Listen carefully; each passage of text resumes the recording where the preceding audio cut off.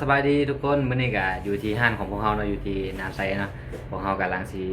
ไปวัดเนาะซึ่งไปอ่าถวายเพลไปกับเอ้ยอ้ายของพวกเฮาเนาะไปนี่เจ้าของวันเกิดมาแล้ว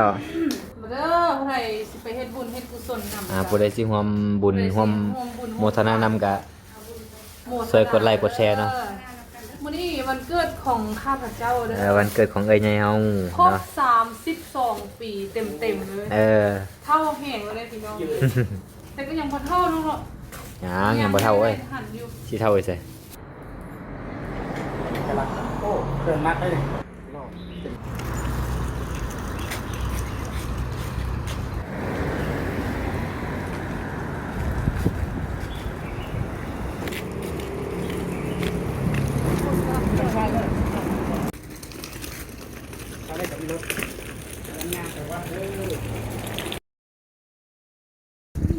ตอนนี้ก็เดินทางมาใกล้สิฮอดวัดแล้วเนาะทุกคนเนาะยังไก่เด้อ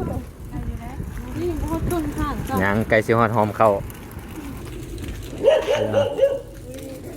ย่างไปมาต้อนรับเราทุกคนนะสบายดีหัวหน้า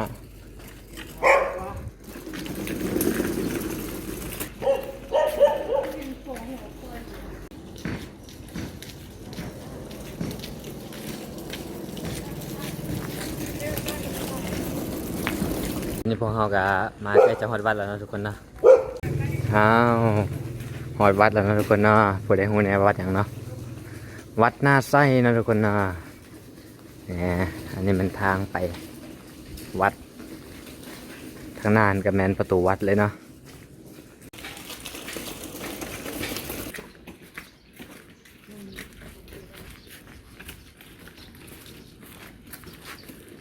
เข้ามาในวัดแล้วทุกคนเนาะ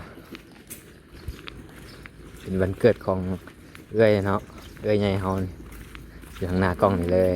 น้อยอยู่น้อยมันก็จะถูกหลบไปดินหายมันรู้สึกที่ใช้ดีเหมือนกันคงมันปัดราสัตว์วัตถุกันทานกญาตินำเรียบร้อยแล้วก็ยาปูเรียบร้อยแล้วก็ฝนก็ญาตินำเนาะฝนพอดีตกตอนนี้ตกยิบโอ้แล้วเห็นแล้วเมื่อแล้วก็เป็นการอันเสร็จสิ้นในการมาถวายเพลให้เป็นเนาะกำลังเดินทางกลับบ้านก็โชคดีอยู่ที่มีแห้งทุกคนบ๊ายบาย